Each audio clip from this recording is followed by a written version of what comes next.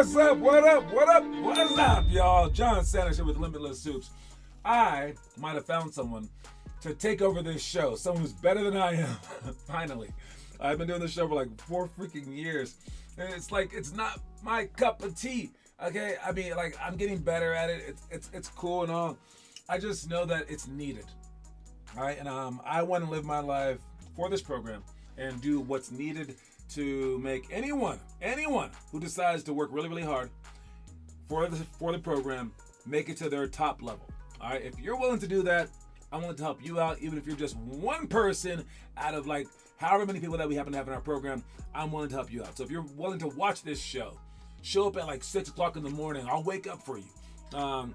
If you're willing to go play against like the best players in the whole like country, I'm willing to go out there. We know the things to do.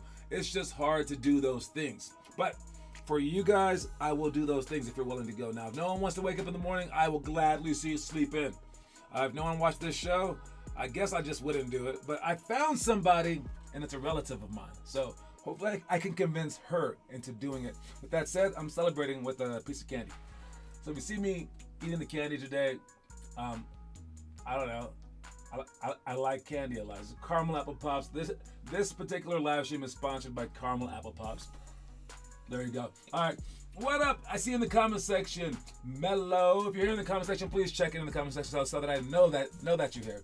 And let's just begin with saying a good job to everyone posting homework, but especially to Blake Bastani.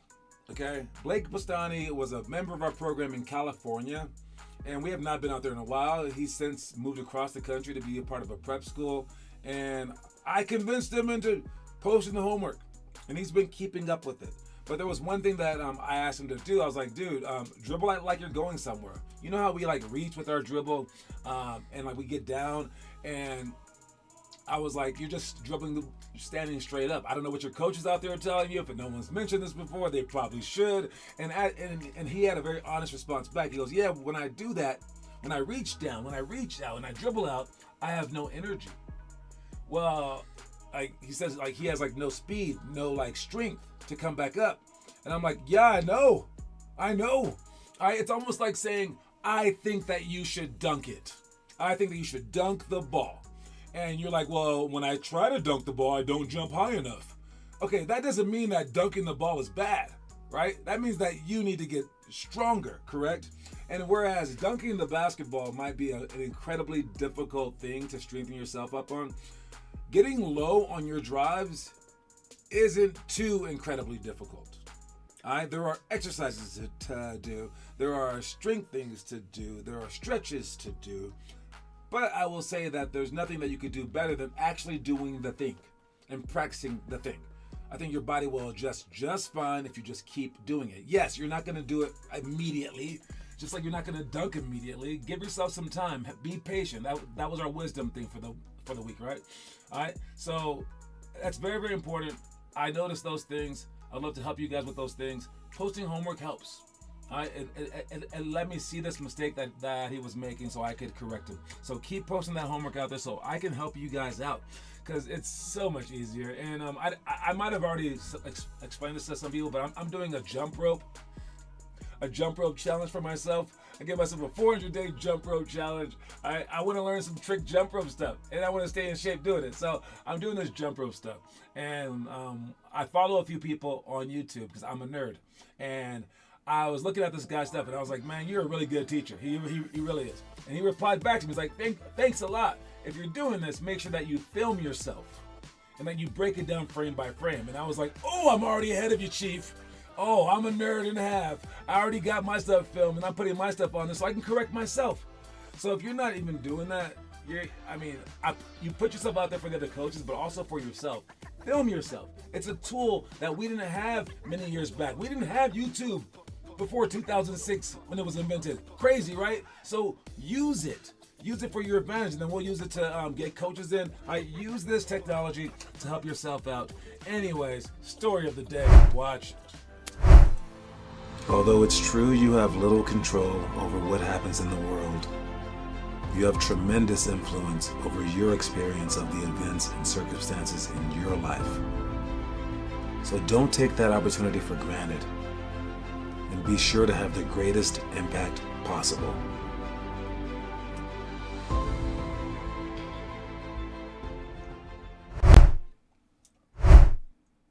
Wow, if that's not the truth, I don't know what is. All right, you may not be able to impact the entire planet, but you can impact your world. All right. Atlas was a person that carried the entire weight of the world on his back. Sometimes, even in our own lives, even if we don't have kids or responsibilities or jobs yet, we feel like we have the weight of the world on our backs. When you feel that weight, understand that that's your impact in the world. So when you feel pressure, that's not a bad thing. Everyone's like, oh my God, I got pressure, I get anxiety, blah, blah, blah, blah. No, it's in the way that you frame it, right? Because if you asked everybody, would you like to be a superhero? Would you mind if I could snap my fingers and make yourself fly? Of course you would say yes, but everyone forgets that superheroes save the world and don't save some people. So there's a lot of like responsibility that comes with that power. So when you feel like you're stressed out and you feel like the weight of the world is on your shoulders, or you're like a parent and you got like 2 kids and you're trying to juggle everything, okay, cool. That's a great thing. Because who do they put the weight of the world on? They put the weight of the world on the superheroes in our lives. They put the weight of the world on Atlas. They put it on his back because no one else can carry it. All right? And if you survived any days, that means that you can carry it, that you're able to carry it. It's like when you knock down like a three-point shot, or when you do like a move, or when you work out for like 3 hours. I'm like, boom, caught you. You're capable of doing this. And if you're capable of doing it once, you can do it 1,000,000 times. So see pressure as a great thing. All right, see pressure as a great thing. All right, it's not a bad thing. So although it's true, you have little control over most of what happens in the world, you have tremendous influence over your experience of the events and circumstances in your life. So don't take that opportunity for granted, and be sure to have the greatest impact possible. So right when you feel the pressure, know that that's your opportunity, that that's your chance to be great. Be like, oh man, like the whole team looks at you and they go, Melo, we need to win the game. Go. Yeah, it sucks that they did that to you, but it's also pretty freaking awesome. All right, you get people out there going, Kobe Bryant wasn't that great. Even Michael Jordan wasn't that great because their clutch shots, their percentage was actually pretty low. They were actually entrusted to shoot the last second shot, which carries weight on its own, and then they're getting double teamed. Everyone knows the ball's going to them, and then they still make it. Sometimes that is amazing. They have the balls to do that. So you get yourself some balls. All right, that was the point of that one. Let's see the quote of the day. Quote of the day is, know you can do it. That's a very, very positive day, isn't it? Yes. That's the 5-word quote of the day. Know you can do it. All right, five words. I think this goes beyond just do it. All right, if we're just doing it, it's whatever, right? Or I think that you can, I think I can. Those are very, very positive statements, right? I would say Nike with the just do it is like on this tier.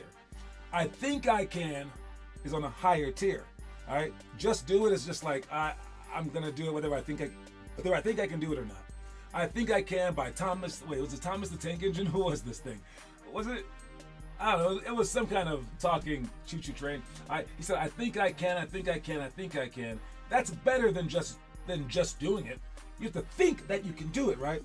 But above that is to know you can do it. For a fact. Even if it's not a fact, you just know it for a fact that it can be done. I'm going to D1, I'm going to the NBA, I'm doing this. And if you think that way, your body will say, well, this must be the way. This must be what's going on. All right, because your body has no clue what's going on outside. You have your eyes, you have your feelings, stuff like that. Your body has no clue other than what you tell it. So if you tell it, hey, this is happening right now, we're scared, the body will react that way. Hey, this is happening right now, this is inevitable, that we're going to fall, we're going to do this, the body will react that way. So let your body react well by knowing for a fact that you can do it. That's the quote of the day. Know you can do it. Our next thing that we're talking about is, did you know that the hoop here is enormously big. Who knew that? Like, the hoop is enormous. See how big that hoop is? I mean, I've taken down hoops in my lifetime. And it made me feel so sad because I'm like, how in the heck did I ever miss a shot? Why do we miss shots if the hoop is so big? You can fit like 3 girls' balls in the hoop, or intermediate balls or whatever. You can fit like 2.5 men's-sized basketballs in each hoop. So if you're missing the shots, guys, which I've missed my share of shots, I hate to admit it, just think to yourself, the hoop is enormously big. Like, they couldn't make it any bigger. They just couldn't.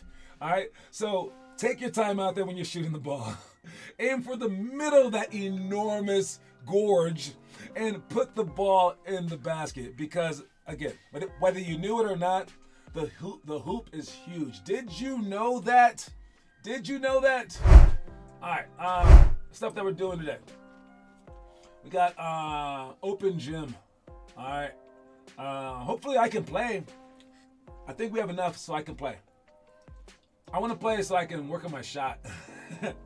Screw you guys. All right. And I think that is also great when you guys play against me. So figure it out.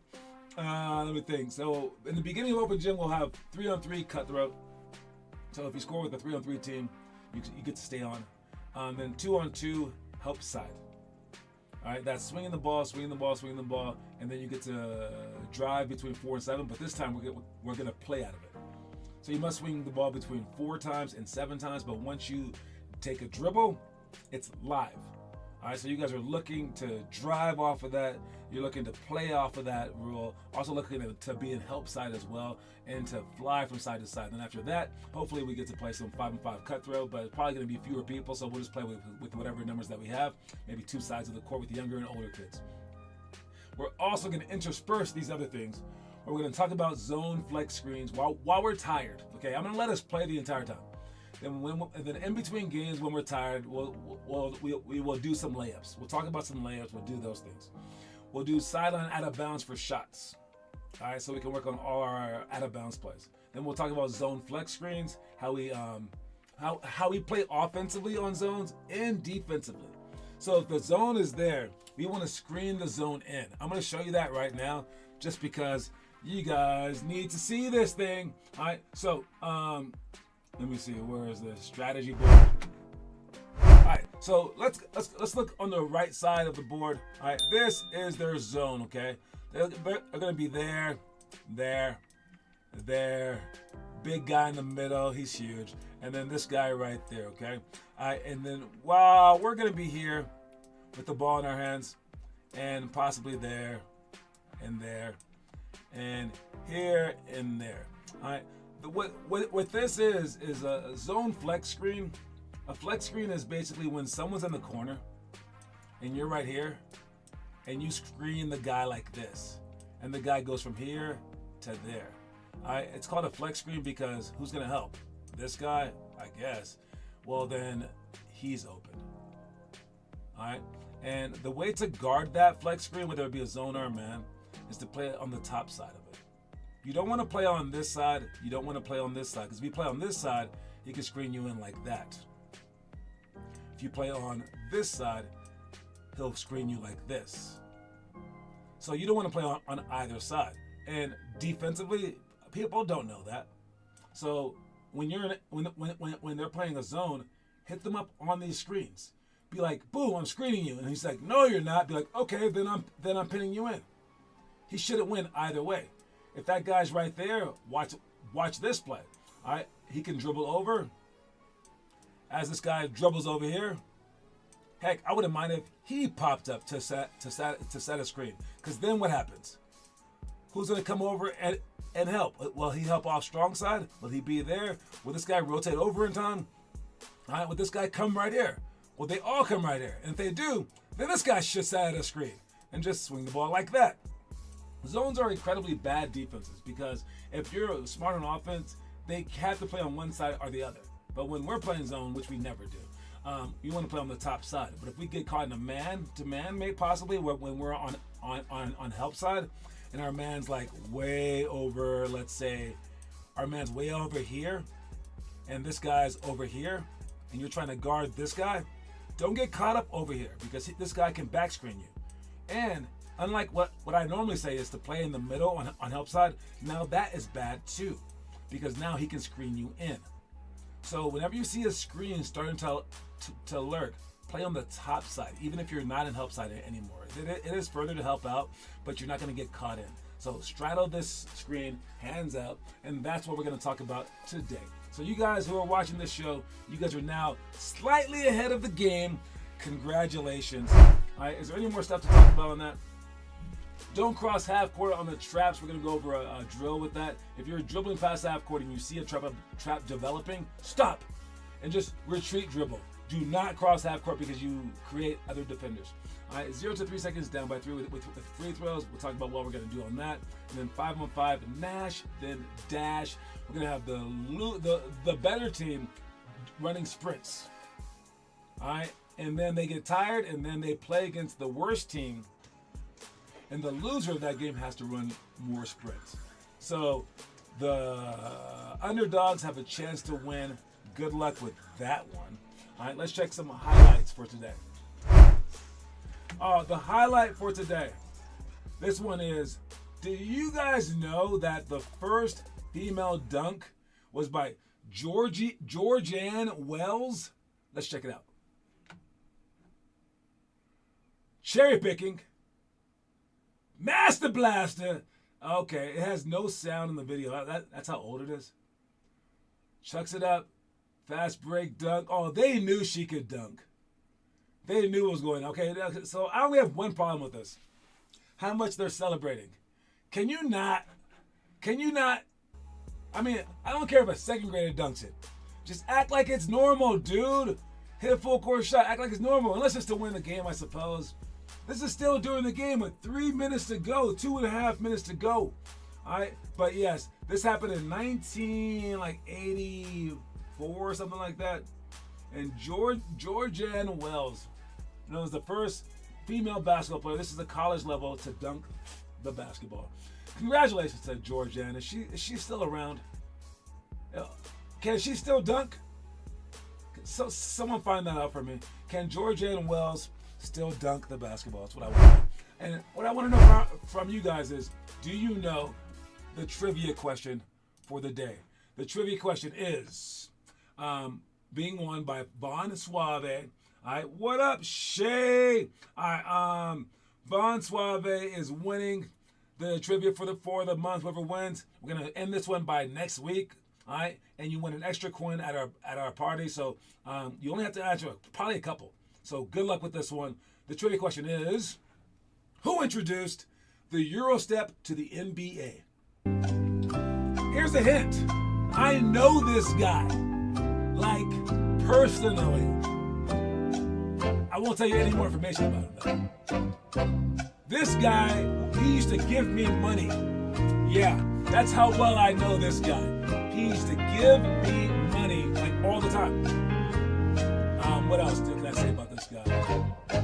This guy has watched me play basketball. The guy who introduced the Euro step to the NBA has watched me play. James Harden. You think that the Euro step was like just invented? Just like right now? James Harden is still playing. This thing was invented like a long time ago, dude. And James Harden has never given me money. He should give me money. He has never given me money. All right? Who introduced the Euro step to the NBA is the question. You have until the end of the show to answer. You can only answer one time. You can't just guess a million players. All right? That's the guy right there. He spelled his name incredibly wrong, but it's a hard name to spell. His name is Sarunas Marcelonis. And he lives in Lithuania. He's basically the Lithuanian Michael Jordan. All right, so I am adding that to Melo's score. And I used to play in Lithuania. He knew my college coach and was like, yeah, I'll take the black guy. Bring him down there so he can answer some telephones whenever we talk to English speakers. And I get down there and I kill their team. I was like, dude, I'm the best player. And yeah, they didn't play me at first, only 2 minutes a game. So when you guys argue about playing time, shut up. But then after 6 games of going 0-6, Sharunas spoke to my guy, the coach. He's like, why don't you play the black guy I got you? And he goes, because he sucks. He goes, well, play him anyways. He put me in the game, triple-double. We win that game. We go on to win the entire championship. I get MVP of the freaking All-Star game and everything. And then they fired me because we moved up a division, so they got like an NBA pro. It happens, though. It happens. But I did what I was supposed to do. And Sharunas helped me out. So thank you, Sharunas, for bringing the Euro step to the NBA and for starting off my personal professional career. Sharunas Marcelonis. All right. I should write him and tell him that I mentioned him in my show. I think he would appreciate that. No, like seriously, he's like big time, dude. Very, very big time. Anyways, commercial break. Water break. Something know about Mendoza, sewer, and water. That's better. All right. I love that commercial. All right. Next thing up, we got our conspiracy theory time. Watch this play and know that the Dallas Mavericks are winning by 4 points. 4 points here with 13 seconds to go. Russell Westbrook is on the free throw line. Watch it. And pay attention to Joker. Huge free throw here from Russell Westbrook. And barely hits the rim, but it goes. Joker throws it out. 3-pointer. Gets pushed in the back. Falls. And why I'm bringing this up is this. When you watch Joker right here, first of all, he fouls the crap out of this big guy right here, whoever that is. Washington, is that PJ Washington? He fouls the crap out of him to get the rebound. Then later on, the same play, he gets touched in the back and he throws himself to the ground. If he got fouled on that play, he would get the free throw. If someone shoots a 3 and you get fouled and the ball goes in and it counts as an end 1.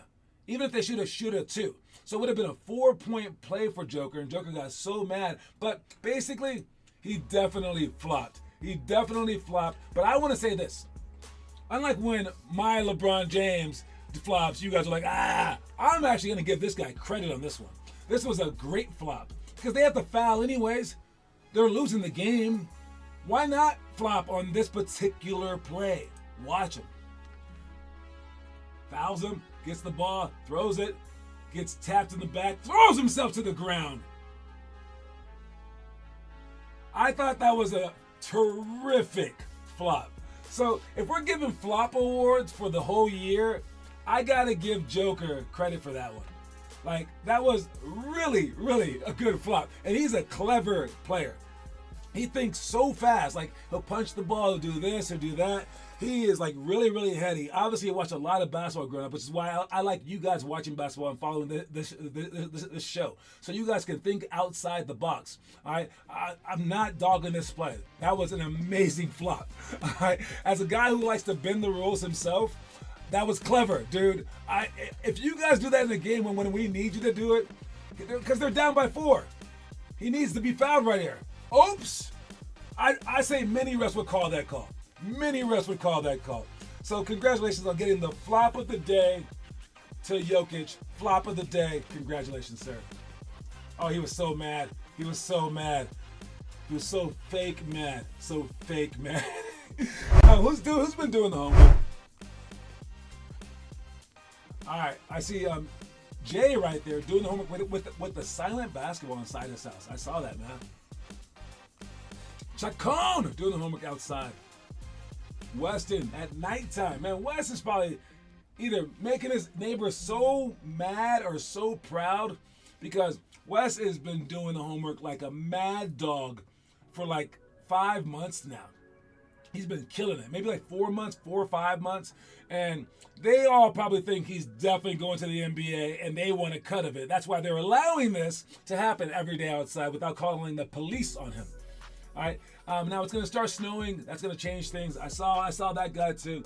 Keep posting the homework. Maybe put on a t-shirt, Donovan. But yes, fantastic job to everyone posting homework. All right. Last thing that we got is our wolf one. What is the wolf one? Oh, the wolf one is like social. It's like social. So this is like a social awareness thing. What do you guys think about lateness? All right, so this is Tyrese Maxey. This is Joel Embiid. And Tyrese Maxey called him out. Called him out by impacting the team by being late for everything. Now, we have our late people. And I am not a late person. You guys know this.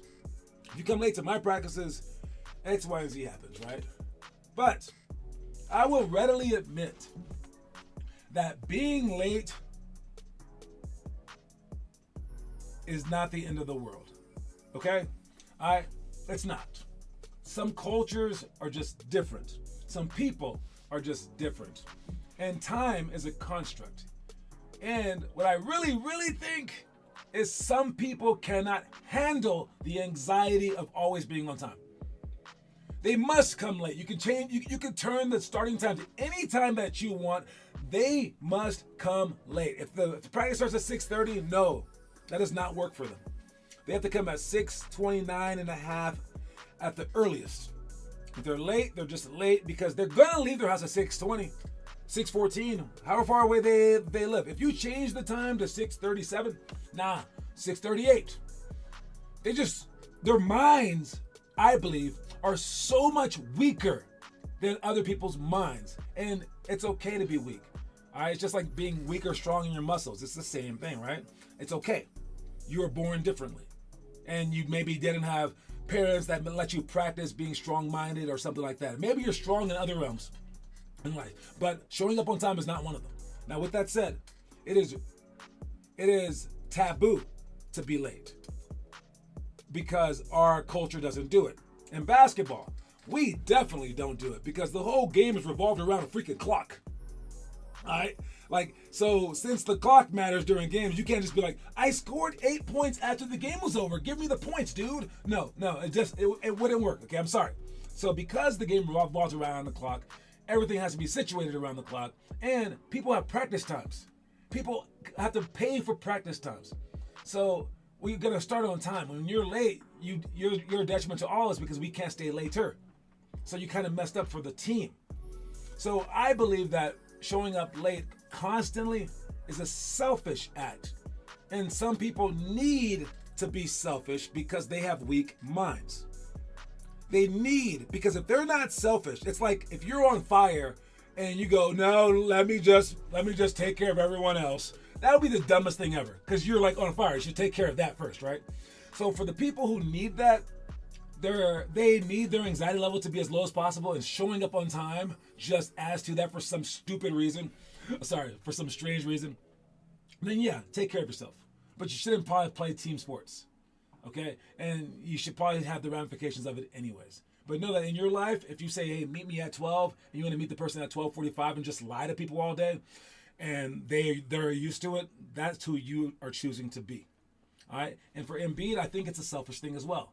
He thinks he's better than everyone else. All right? So think outside of yourself if you're at all capable. And you want to show up 15 minutes early because that's what people respect. And when you show up early and you work more hours, you put that time in. Time is even though it's a construct, it's a fake thing, it's also a real thing. Because if you put in the time to get better and you're constantly there working out early, people are going to appreciate that. If your coach values time as well, you're gonna stand out in his eyes too. So all you late people out there, just stop it. Just stop it if you can. If you're strong enough mentally to stop it, stop it.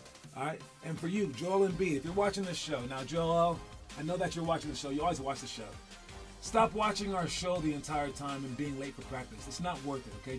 It's on repeat on YouTube. You can watch it later, man. And Joel and everybody else out there, don't forget the quote of the day is, know you can do it. All right, and this is for positive stuff only, not just like beating up your friends. No, you can do like your most ardent dreams. I'll see you guys at the open gym tonight. All right, show up on time. All right, I'll see y'all soon, man. Cue my music so I can get up out of here, man. Peace out.